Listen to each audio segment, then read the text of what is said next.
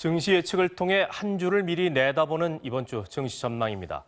사흘 뒤 미국 대통령 취임식이 예정된 가운데 코로나로 타격이 컸던 일부 업종이 주목을 받고 있습니다.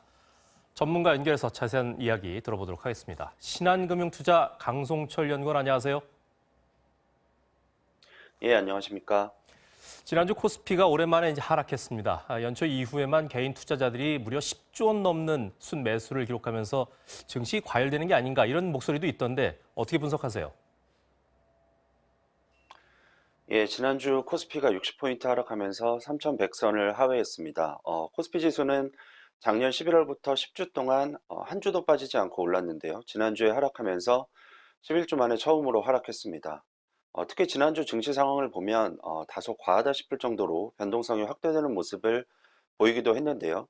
코스피 지수가 100포인트 넘게 상승을 하다가 불과 30분 만에 50포인트 하락으로 바뀌거나 시가총액이 500조 원이 넘는 삼성전자 주가가 장중에 7%에서 8% 정도씩 올랐다가 또 상승폭을 다 반납하기도 하는 등 이례적인 모습들이 자주 나타났습니다. 저희를 포함해서 대부분 증권사들이 올해 증시 전망을 긍정적으로 보고 있지만 연초 이후 2주 동안에만 300에서 400포인트씩 오르는 시장의 상승 속도는 과하게 빠르다는 지적이 많습니다. 이 과정에서 개인 투자자들이 지난주에만 10조 원, 연초 이후로는 12조 원 가까이 코스피 순매수를 기록하고 있는 점도 다소 우려가 되는 부분입니다.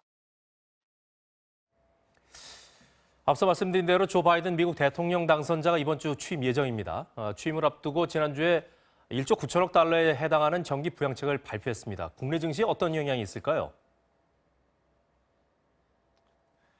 예, 바이든 당선인이 코로나 대응을 위한 첫 번째 부양책을 발표했습니다. 1.9조 달러 규모인데요. 1인당 1,400달러의 재난지원금을 추가로 지급하고 추가 실업급여를 9월 말까지 연장하는 내용 등이 담겨졌습니다. 의회 통과는 한두 달 정도 시일이 걸릴 것으로 전망됩니다. 민주당이 상원에서 50석을 차지하긴 했지만 부양책의 즉각 통과를 위해서는 60표가 필요합니다. 민주당과 공화당 간 세부 내용에 대한 논의를 거쳐서 3월 중 통과될 것이라는 전망이 나오고 있습니다. 1.9조 달러는 미국 GDP의 1%에 해당하는 금액입니다. 주식시장에서는 미리 예상한 재료라는 견해도 있지만 적지 않은 금액이니만큼 경기 회복이나 주식시장에도 일단 긍정적인 재료가 될 것으로 예상이 됩니다.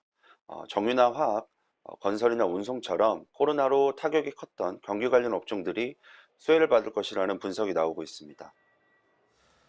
미국은 루터킹 목사를 기리는 날 휴일로 월요일에는 증시가 열리지 않는다고 하는데 이번 주 증시 주요 변수하고 전망 부탁드리겠습니다.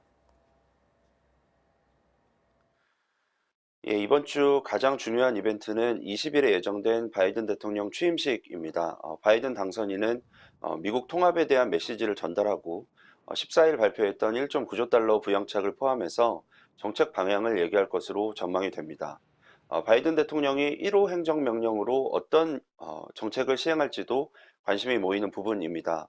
공약으로 내세웠던 파리기후협약 복귀 같은 부분을 선언할 경우 친환경 관련 업종들이 다시 관심을 받을 수가 있을 것 같습니다.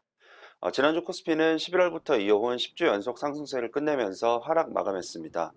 한국 증시가 주요국 증시 대비해서 가파르게 올라온 만큼 지난주 하락은 방향 전환보다는 과열 진정을 위한 필요한 조정으로 해석이 되고 있습니다. 이번 주 코스피는 지난주에 이어서 박스권 등락 흐름이 이어질 것으로 예상하고 있는데요. NH투자증권은 코스피 3,100에서 3,250포인트, 그리고 한국투자증권은 3,100에서 3,200포인트를 이번 주 전망으로 제시를 했고요. 저희 신한금융투자는 조금 더 낮은 3,000에서 3,150포인트를 전망드립니다. 아무래도 증시 과열을 우려하는 목소리가 많습니다. 검증된 정보를 기반으로 신중한 판단 필요해 보입니다. 지금까지 신한금융투자 강송철 연구원이었습니다. 오늘 말씀 고맙습니다.